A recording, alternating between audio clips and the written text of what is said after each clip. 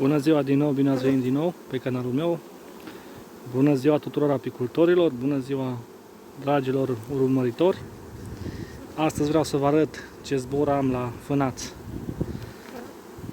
E ora 5 după masă și am un zbor la fânați. Zboară foarte frumos. Impecabil.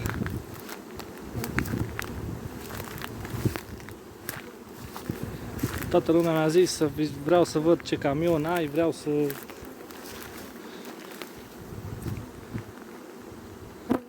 Că stupi ai. Mi-ați scris mulți dintre voi.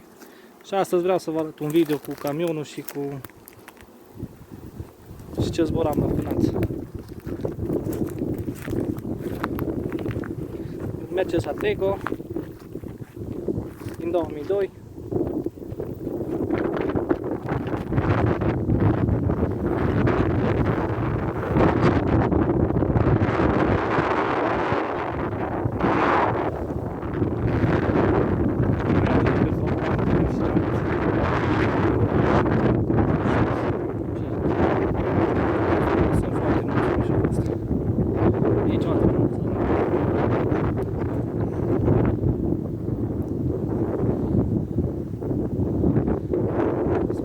Zboară bine.